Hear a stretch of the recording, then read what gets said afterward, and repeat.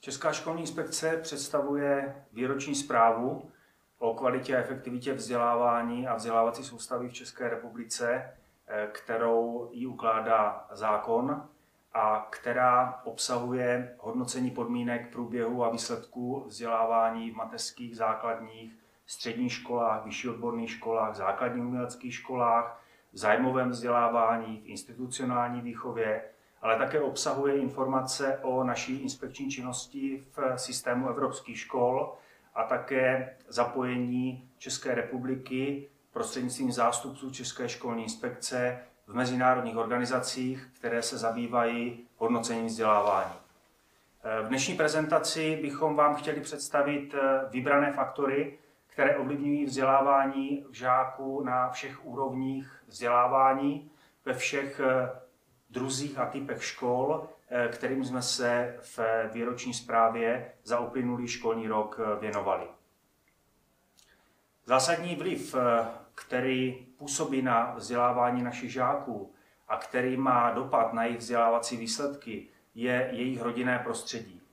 Úroveň rodinného prostředí je vyjádřena socioekonomickým statutem, který zahrnuje několik položek, například vzdělání rodičů, finanční příjem rodiny, kvalitu bydlení nebo také zdravotní stav jednotlivých členů. Pokud začneme s vlivem rodinného prostředí našich žáků pracovat a zohledňovat ho a minimalizovat jeho dopad v našich školách, máme velkou příležitost dosahovat s našimi žáky jejich vzdělávacího maxima. Tento graf zobrazuje procentuální podíl žáků s nižším nebo nízkým socioekonomickým statutem, kteří dosáhli relativně vysokého testového skóre. Zde vidíme, že Česká republika patří k zemím, kde podíl těchto žáků patří k nejnižším. Vyspělé vzdělávací systémy mají tento podíl významně vyšší. Co to znamená? Znamená to, že se nám nedaří využívat vzdělávací potenciál žáků i z rodinného prostředí, které není příliš podnětné. To se potom odráží v dalších faktorech. Jedním z nich je ambice žáků dosáhnout vysokoškolského vzdělání, čili jejich vzdělávací aspirace. V případě skupin žáků, kteří pochází z podnětného rodinného prostředí, tak tam je tento podíl srovnatelný. Obecně můžeme říci, že náš vzdělávací systém umí s žáky z příznivého rodinného prostředí velmi dobře pracovat. Problém nastává v situaci, kdy vzděláváme žáky z prostředí, které děti a žáky a studenty příliš nemotivuje, nebo které nevytváří dostatečné podmínky pro vzdělávání. A to je ta druhá skupina, kdy pouze 37% našich žáků z tohoto prostředí má ambici dosáhnout vysokoškolského vzdělání. Ze skupiny těchto žáků v ostatních vzdělávacích systémech je to 70%, čili je to dvojnásobný podíl žáků. Vliv rodinného prostředí našich žáků se projevuje i v dalších oblastech. A to zejména ve školách, které mají vyšší podíl těchto žáků. Na rozdíl od těch zahraničních vzdělávacích systémů, v případě České republiky školy, které mají vyšší podíl zastoupení žáků ze znevýhodněného rodinného prostředí, tak ty mají také zhoršené personální a materiální podmínky pro vzdělávání. V těchto školách učí více učitelé nekvalifikovaní nebo neaprobovaní a materiální vybavení, učební pomůcky, didaktická technika je v nižším podílu než ve školách, které vzdělávají průměrně vyšší podíl žáků z podnětného prostředí. Když se podíváme na země, které dosáhly v průměru lepšího výsledku než ostatní země OECD, tak máme tady vybraný vzorek 11 zemí, mezi nimi Dánsko, Estonsko, Finsko, Norsko, Velkou Británii a další. Tak výsledek žáků v těchto vzdělávacích systémech byl daleko méně závislý na právě rodinném prostředí. Co to znamená? Vybrali jsme Finsko, často zmiňovaný vzdělávací systém, a tady vidíme všechny školy, které byly v roce 2018 v mezinárodním šetření PISA do něho zařazeny ve Finsku. Co je na tomto obrázku zajímavé? Zajímavé je, že jsou tyto školy v zásadě zhluknuti blízko sebe a průměrný socioekonomický statut žáků této školy nehraje vliv na průměrný výsledek v této škole. Samozřejmě, tak jako v jiných vzdělávacích systémech, jsou určité výjimky, ale to platí všude. Ten průměrný výsledek všech těchto škol je si velmi podobný. Když do tohoto samého obrázku vložíme 330 českých škol zapojené do mezinárodního šetření PISA, to jsou ty modré tečky, ty zelené, to jsou finské školy, tak vidíme ten zásadní rozdíl. Na první pohled je, že máme velký rozptyl mezi těmi jednotlivými školami, výsledkový rozptyl, a potom, když se podíváme na osu X, kde je socioekonomický statut průměrných žáků těch škol, tak čím se posunujeme zleva doprava, to znamená, že se ten průměrný socioekonomický statut zvyšuje, potom se zlepšuje i výsledek našich žáků. Co to znamená? Znamená to, že vzdělávací výsledky našich žáků jsou závislé na rodinném prostředí a velmi významně v tom hraje i prostředí školy, do které naši žáci chodí. To znamená, že v našem vzdělávacím systému vytváříme homogenní školy, to znamená složené z žáků a většinou s nějakým zaměřením. Homogenní škola se velmi jednoduše vytvoří tím, že například založíme jazykovou třídu, sportovní třídu, třídu zaměřenou na estetickou výchovu a podobně. A v tom okamžiku v těchto třídách se kumulují žáci právě z rodinného prostředí s vyšším socioekonomickým statutem, to znamená to, které velmi podporuje vzdělávání těchto dětí, což se potom samozřejmě projevuje i významně v jejich vzdělávacích výsledcích. Jaký to má potom dopad do vzdělávacího systému? Tady se můžeme podívat na rozptyl ve výsledcích škol v České republice po jednotlivých krajích. Ta červená předušovaná přímka znamená průměrný výsledek finských škol, který je kolem 4%. V případě českých škol se pohybujeme až kolem 30%. To znamená, že máme tak významné rozdíly ve vzdělávacích výsledcích našich žáků mezi školami. Ve Finsku jsou samozřejmě významné vzdělávací výsledky, ale mezi jednotlivými žáky uvnitř škol, ale mezi jednotlivými školami už nikoli. Takže když se podíváme například na jihočeský kraj, Zlínský kraj, Karlovarský kraj, a to v případě výsledků žáků z anglického jazyka, tak se ukazuje a indikuje tento výsledek, že v těchto krajích je vyšší podíl škol, například jazykových, které jsou zaměřeny na jazykové vzdělávání, a v tom okamžiku je to výsledek žáků s významným zastoupením právě z toho podnětného rodinného prostředí. Nízký socioekonomický status neznamená, že se jedná výhradně o rodiny žijící v sociálně vyloučených lokalitách, ale jsou to rodiny žijící i v regionech s průměrným nebo vysokým socioekonomickým statutem. A na každé škole nějaký takový žák je. Jsou školy, kde jsou to jednotliví žáci, ale pak jsou to školy, kde je to daleko významnější podíl zastoupení těchto žáků. Na každé škole je buď jednotlivý žák nebo jednotliví žáci, anebo jsou to už významnější podíly a tito žáci tvoří významnou skupinu žáků těchto konkrétních škol. Čím jsou charakterizováni tito žáci? Z jakého rodinného prostředí pocházejí? Pocházejí z prostředí, kde rodiče nemají dostatečné vzdělání. Dosáhli buď základního nebo středního vzdělání. Odráží se to potom samozřejmě analogicky v příjmové úrovni a situaci těch konkrétních rodin. V případě například exekucí dopadají velmi dramaticky na vzdělávací výsledky právě dětí, žáků, studentů z těchto rodin. Zdali jsou rodiny úplné nebo neúplné. Zdali bydlí a jaká je kvalita jejich bydlení. Zdali bydlí na ubytovnách, zdali žáci mají svůj pokoj, zdali mají svůj pracovní stůl. Důležité potom také je, zdali se v rodině objevují rizikové projevy chování, alkoholismus, narkomanie, kriminalita a podobně. To všechno ovlivňuje vzdělávání dětí, které samozřejmě tu situaci v rodině ovlivnit nemohou, ale jsou oni sami tím rodinným prostředím významně ovlivněny. Jaký to potom má dopad na vzdělávací výsledky, vidíme na tomto obrázku. Žáci, kteří pocházejí z toho nepodnětného prostředí, vlastně dosahují až o 1 gramotnostní úroveň nižších výsledků.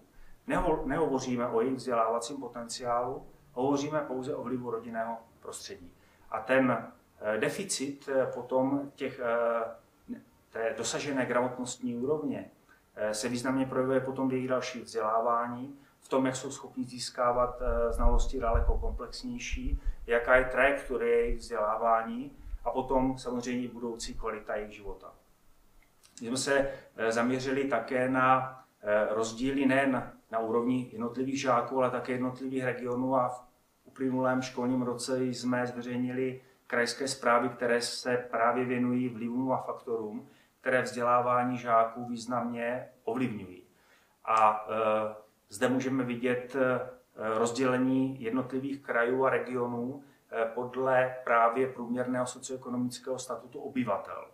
Školy působící v těchto regionech jsou právě tím vnějším prostředím významně ovlivněny.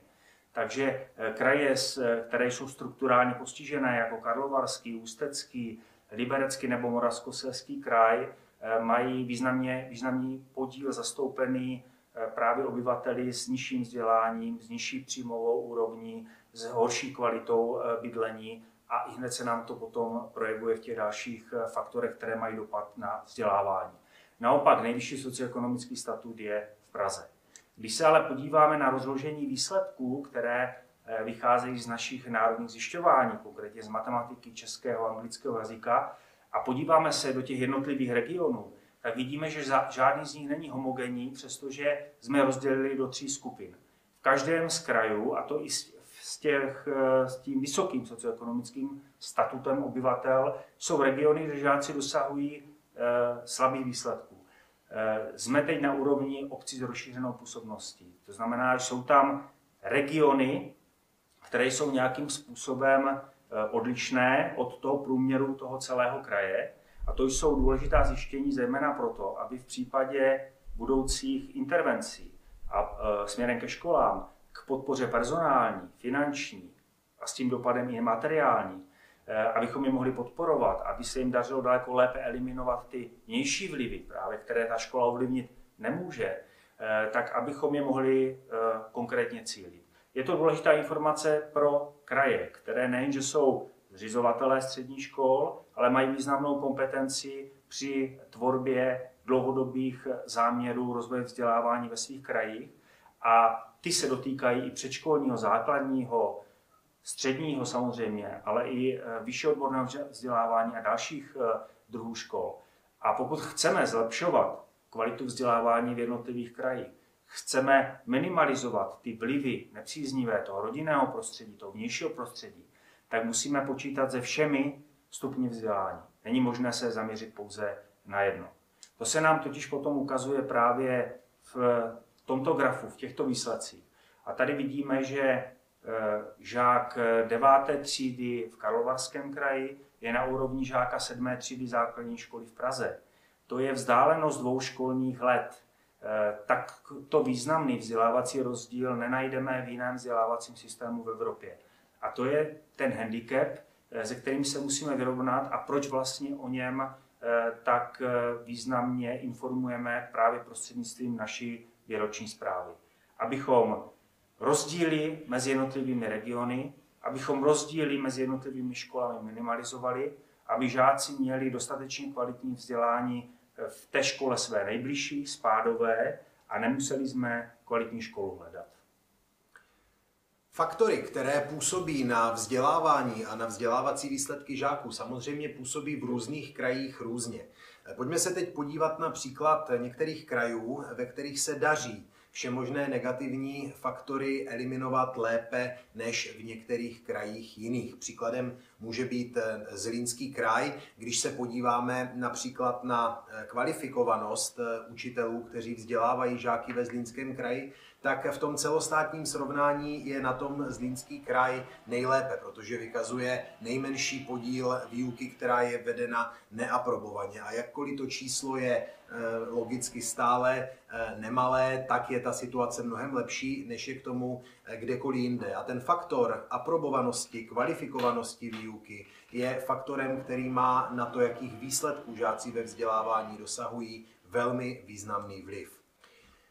Většinou je možné zjistit, že v krajích, ve kterých se problémy objevují, tak se ty problémy kumulují a naopak v krajích, ve kterých se ty problémy daří řešit, tak se zpravidla daří velmi dobře řešit většinu z těch problémů.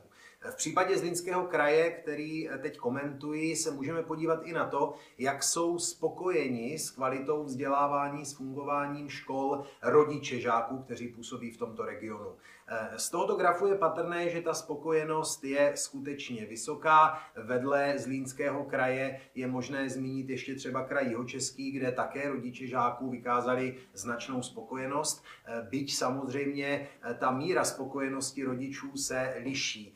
Liší se například podle toho, jak velké vzdělání ti rodiče dosáhli. Z logiky věci nejkritičtější, byť stále pozitivně hodnotící, ale nejkritičtější jsou rodiče s vysokoškolským vzděláním, protože kladou na vzdělávání větší nároky, mají odbornější, větší jiné představy o tom, jak by vzdělávání mělo vypadat a snaží se v komunikaci s tou školou ty své představy artikulovat. Na druhé straně nejnižší podíl nespokojených nebo spíše nespokojených rodičů vykazuje Praha, Karlovarský kraj nebo třeba Pardubický kraj, čili to je další faktor, kterým je možné ilustrovat nestejnou situaci v těch vzdělávacích tématech v jednotlivých regionech. Tady je plošný pohled na spokojenost učitelů, kteří jsou ve školách v jednotlivých regionech České republiky. Vidíte, že nestejná míra spokojenosti je patrná v jednotlivých regionech. Máme kraje, kde učitelé se svou prací vykazují velkou spokojenost, jsou motivovaní, výuka je stále baví, necítí se vyhořelí, a naopak máme regiony, kde učitelé jsou s tím svým povoláním v konturách, ve kterém ho realizují, nespokojeni mnohem více.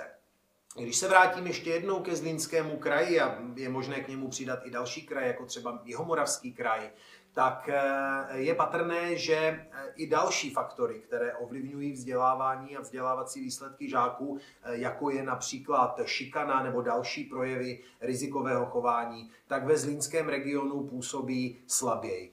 Na prvním stupni základního vzdělávání se žáci ve Zlínském nebo i Jihomoravském kraji s šikanou nebo s nějakými tvrdšími projevy rizikového chování prakticky nesetkávají, zatímco v jiných regionech se setkávají třeba i každý týden. V tomto smyslu je možné zmínit Jihočeský kraj nebo sever České republiky. Dalším významným faktorem, který napříč republikou, byť nestejně v jednotlivých krajích ovlivňuje průběh vzdělávání i výsledky, kterých žáci ve vzdělávání dosahují, je absence spojená třeba i se záškoláctvím, které je větším problémem na vyšších stupních vzdělávání než na těch nižších. A když se podíváme právě na tu absenci, tak Zlínský kraj patří k úspěšným krajům a je evidentní, že ten vztah mezi nepřítomností žáků ve škole a jejich výsledky je skutečně zřejmý. Ať už v rámci vlastního průběhu toho vzdělávání nebo i v kontextu přípravy na různé kvalifikační zkoušky, jako je závěrečná zkouška v učebních oborech nebo třeba zkouška maturitní. Je zřejmé, že na podobě výuky velmi záleží. A výuka je vedena v jednotlivých krajích České republiky různě. Obecně paušalizace ve vzdělávání přináší spíše komplikace a proto je dobré se dívat i na menší úroveň, než je ta celoplošná úroveň České republiky. Je dobré se podívat na situaci v jednotlivých krajích. Pojďme se teď podívat na určité znaky, které je možné přisoudit kvalitnímu vzdělávání, kvalitní výuce. Může to být určitá strukturace hodiny, její promyšlenost, realizace, organizační nastavení. Může to být střídání efektivních metod a forem výuky, nebo i míra aktivizace žáků, kdy dominantní osobou není učitel, ale mnohem větší aktivitu přebírají sami žáci. A na tomto grafu je patrný trend, který je ale možné pozorovat i u jiných témat souvisejících s počátečním vzděláváním, že čím vyšší je stupeň vzdělávání, tak tím složitější ta problematika je a tím více problémů i Česká školní inspekce při hodnocení výuky registruje. Z toho grafu je zřejmé, že první stupeň základního vzdělávání nejen v kontextu kvalitní organizace výuky vykazuje mnohem pozitivnější výsledky, než je tomu třeba v případě konce základního vzdělávání. Tady ještě některé další kvalitativní znaky, které zase dokládají kvalitu výuky ve smyslu její individualizace. Je to snaha o podporu žáků, kteří jsou slabší, kteří musí také ale mít pocit, že to vzdělávání pro ně má smysl, že se jim něco v rámci toho vzdělávacího procesu daří. Je to i určitá snaha toho učitele sledovat ten individuální pokrok každého jednotlivého žáka, být schopen ho doložit nikoli ve smyslu předkládání nějakých papírů a dokumentů k nějaké kontrole, ale ve smyslu disponibility podkladů pro další úvahy toho pedagogického pracovníka nad zacílením výuky, tak, aby skutečně bylo možné podpořit každého toho jednotlivého žáka ve třídě. Je to i segment, který se dotýká hodnocení, poskytování průběžné zpětné vazby, případně i využívání vzájemného hodnocení žáků, sebehodnocení jednotlivých žáků, případně některé další faktory, které s tou kvalitou výuky mohou také souviset a které jsou dále popisovány v naší výroční zprávě. Je rovněž evidentní, že úkoly, které jsou kladeny na české učitele, jsou nesmírně náročné a to, co společnost po učitelích vyžaduje, opravdu není jednoduché. A aby tedy ty školy vlastně byly schopny se vyrovnat s tím vším, co od nich společnost očekává, tak ale musí mít příslušnou podporu, a to jak ti učitelé ze strany svého vedení, tak učitelé navzájem mezi sebou, tak samozřejmě i podporu ze strany svého zřizovatele a státu. Pokud jde o ředitele školy, tak ředitel školy je přirozeně alfou a omegou celého pedagogického procesu. Ředitel školy je ten, na kom nejvíce záleží, jak kvalitní vzdělávání v té dané škole bude poskytováno. No a aby ten ředitel školy byl schopen tu svou velmi náročnou roli zvládnout, tak rovněž k tomu musí být splněny určité podmínky. Ten ředitel musí v prvé řadě vědět, co má dělat. To platí obecně v jakémkoliv povolání. Musí vědět, co se po něm chce, jaký je jeho úkol, proč tento úkol je mu svěřen a jaký má smysl.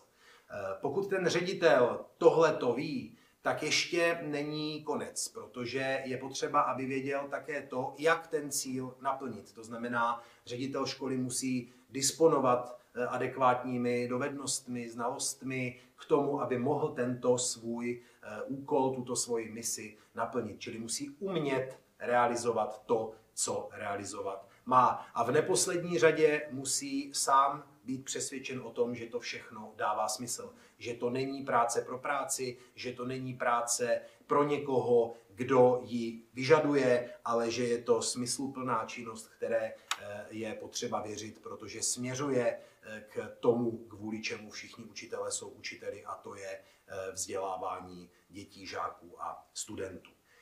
Jakkoliv se v českém vzdělávacím prostředí míra pedagogického leadershipu na úrovni vedení školy pozitivně proměňuje, tak Česká školní inspekce přirozeně zaznamenává i případy, kdy tomu tak úplně není. A skutečně je možné říct, že ne všichni ředitelé škol ten komplex nároků a požadavků, které jsou na ně ve vzdělávání kladeny, zvládají naplnit. To je jedno z kritérií, na základě kterých Česká školní inspekce školy hodnotí. To znamená to, do jaké míry vedení školy, což mimochodem není pouze ředitel školy, je to může to být i širší skupina spolupracovníků, včetně třeba předsedů předmětových komisí, do jaké míry sledují, řídí, vyhodnocují tu pedagogickou práci školy a do jaké míry na základě takové reflexe přijímají opatření k tomu, aby se případné slabší prvky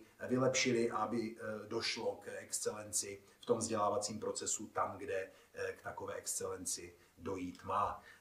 Je to také oblast péče o pedagogické pracovníky, protože ředitel školy je sice tím prvním učitelem, nebo má být tím prvním učitelem, ale přirozeně ta největší úloha leží na těch samotných učitelích, kteří potřebují pedagogické vedení, kteří potřebují zpětnou vazbu od svého ředitele ke své práci a kteří také potřebují, aby byly naplňovány jejich odborné potřeby, protože problematika kontinuálního vzdělávání každého dospělého člověka, který je zapojený do pracovního kolektivu, je nesmírně důležitá a neměla by být formální. Čili tady se Česká školní inspekce snaží i motivovat vedení škol k tomu, aby další vzdělávání pedagogických pracovníků bylo pojímáno a připravováno s ohledem na odborné potřeby těch učitelů i zájem těch učitelů a zejména s ohledem na to, aby to neskončilo na nějakém odborném posunu jednoho konkrétního pedagoga, ale aby to know-how, které si učitel přinese z nějakého vzdělávacího programu, bylo dále šířeno mezi pedagogický sbor a aby mělo i dopad na žáky a celý vzdělávací proces.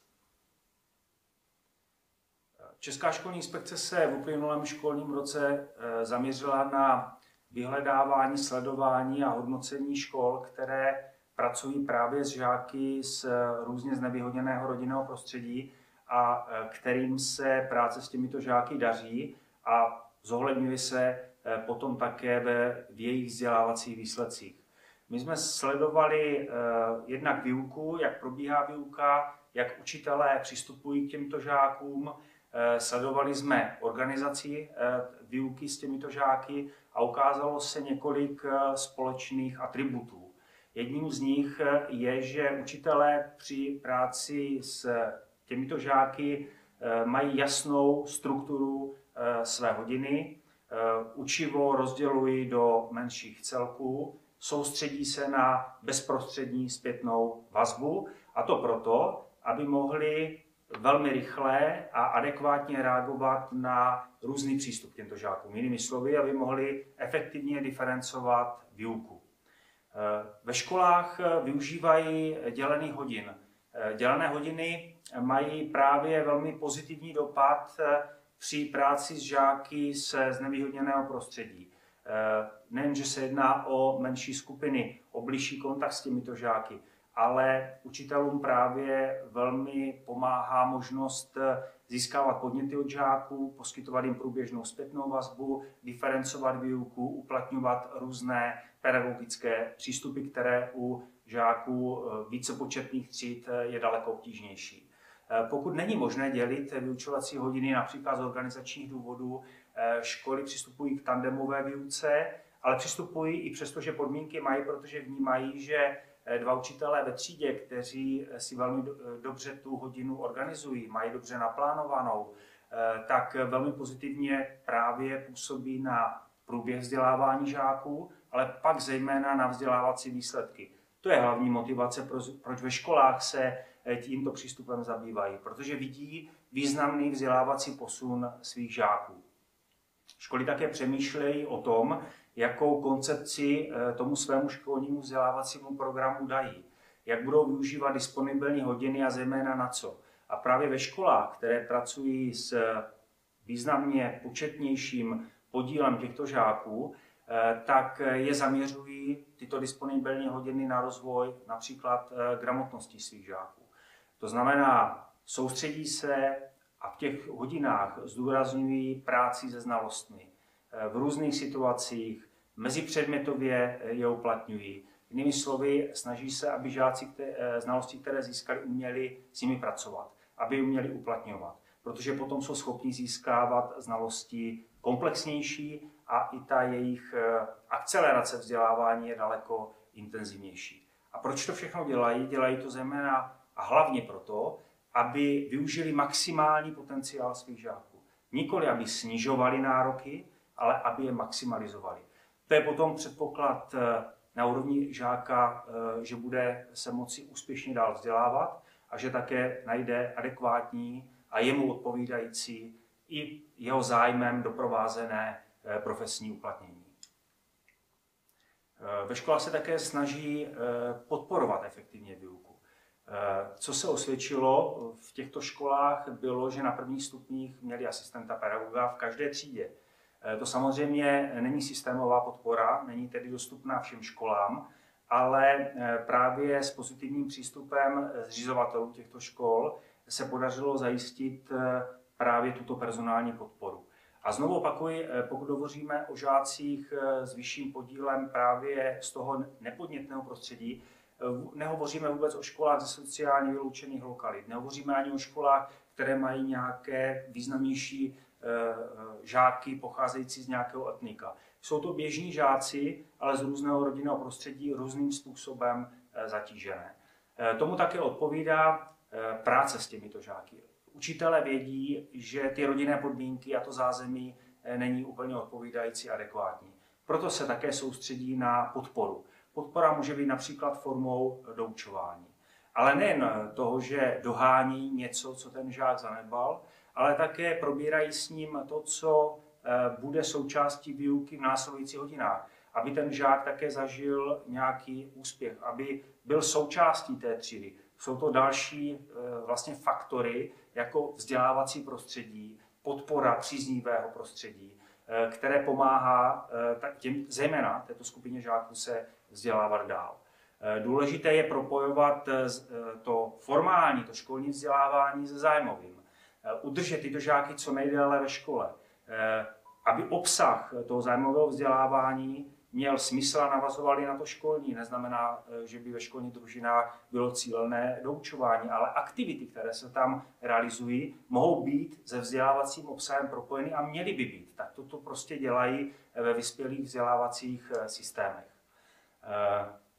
Jak přistupují školy k rodinám? Protože víme, že spolupráce mezi školou a rodinami je klíčová, zásadní. Ukázalo se to i právě v tomto období distanční výuky. V podstatě můžeme vytvořit takové dvě skupiny škol.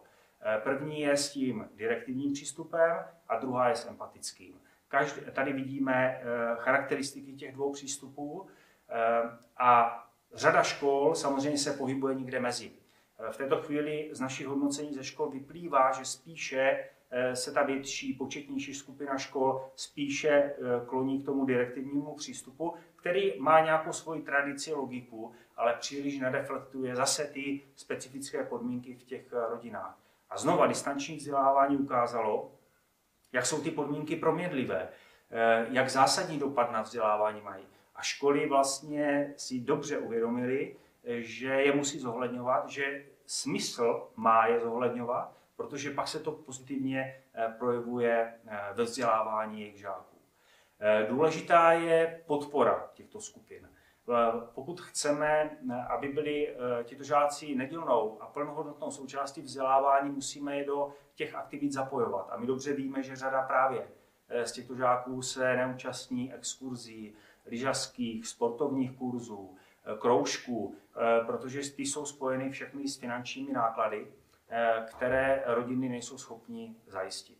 Proto je důležité, aby systém, to znamená stát, vytvořil podporu těmto žákům. V zahraničí je běžné, že předškolním základním vzdělávání je například stravování žáků zdarma, že jsou vytvořeny materiální podmínky pro to, aby všichni žáci se mohli účastnit aktivit, aby nebyly žádné poplatky například za zájmové vzdělávání, nebo byl vytvořen nějaký splátkový kalendář a podobně. Prostě jsou ty přístupy pro to, aby to dítě, žák, student se mohlo stejně účastnit všech školních a zájmových aktivit jako spolužáci, bez ohledu na to, do jakého rodinného prostředí se ze školy vrací.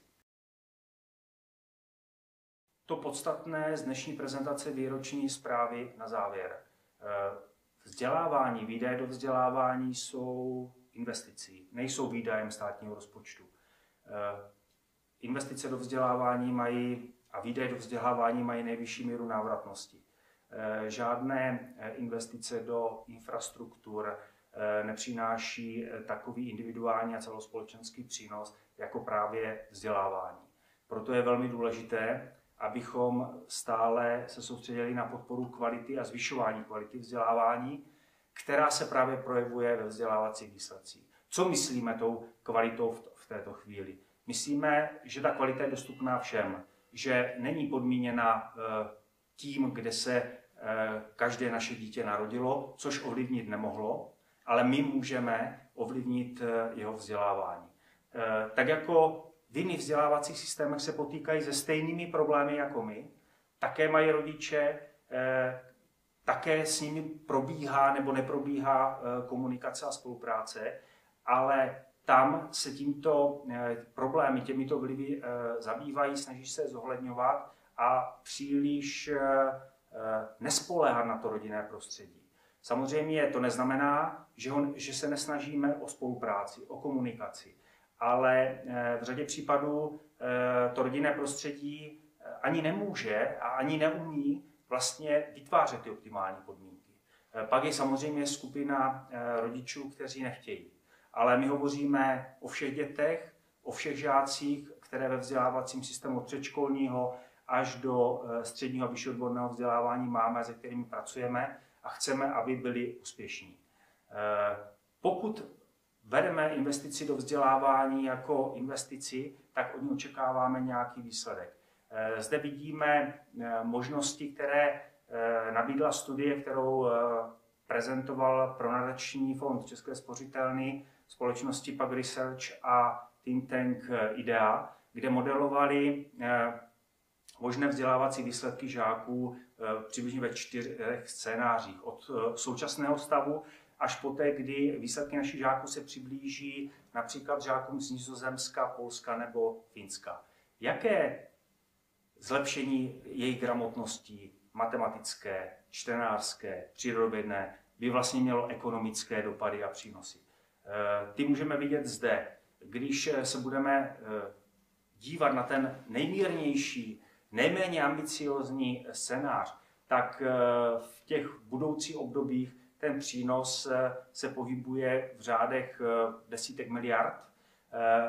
Ten nejmírnější má 18 miliardový výnos ročně, což je v podstatě polovina výdajů na společné vzdělávání nebo výdajů na pasivní politiku zaměstnanosti.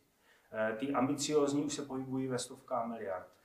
To jsou celospolečenské. A pokud hovořím o těch individuálních, pak je to daleko vyšší kvalita života, kterou naši žáci, kteří prochází vzdělávacím systémem, získají a která se potom samozřejmě odrazí potom v té jejich profesi a v jejím budoucím uplatnění.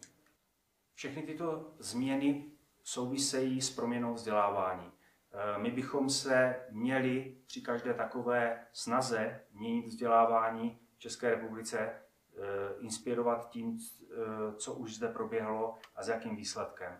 Tady můžeme vidět některé z milníků za posledních 20 let, které se u nás odehrály, a my můžeme říci, že řada z nich neměla příliš pozitivní dopad na vzdělávací systém. Bylo to v řadě případů způsobeno tím, že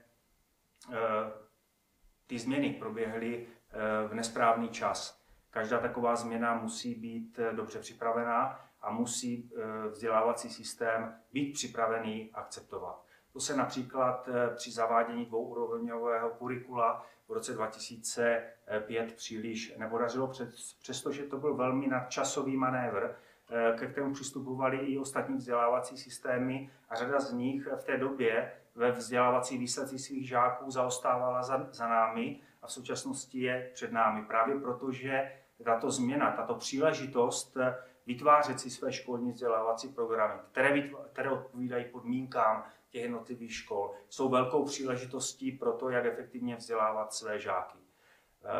Přicházely změny a úpravy ve financování, přicházely změny a úpravy rámcových vzdělávacích programů, čili obsahu vzdělávání, změny ve zřizovatelských rolích. Byly to významné zásahy, které ovlivňovaly náš vzdělávací systém a myslíme si a z výroční zprávy nejen letošního roku, ale těch předchozích vyplývá, že je potřeba přistupovat k změnám na základě reálné situace ve školách. To znamená pracovat s daty, která máme k dispozici a na základě nich provádět cílené intervence. To je první předpoklad. Druhým předpokladem je, že všechny tyto změny jsou dobře vysvětleny. Všichni ti aktéři jim rozumí. Samozřejmě, že řada opatření může přicházet jako pokyn, jako zákonná povinnost, kterou ve vzdělávacím systému školy, ředitelé, učitelé umí naplňovat. Ale pokud jim nevěří, pokud jim nerozumí, pokud nejsou přesvědčeni o tom, že mají dopad na jejich žáky, tak je obtížně realizují, anebo je realizují s velmi minimálním dopadem právě na kvalitu vzdělávání.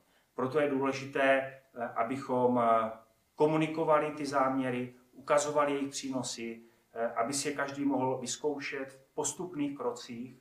Je potřeba dělat řadu věcí raději pomaleji, postupně, než nárazově, abychom mohli i v průběhu vyhodnocovat, zdali se nám ta změna daří a mohli na ní reagovat a případně ji upravovat. Protože to je předpoklad pro to, abychom také mohli vytvářet efektivní a účinnou podporu. Aby systém mohl pomáhat školám, aby mohl diferencovat jejich rozdílné a odlišné podmínky, ve kterých vzdělávají.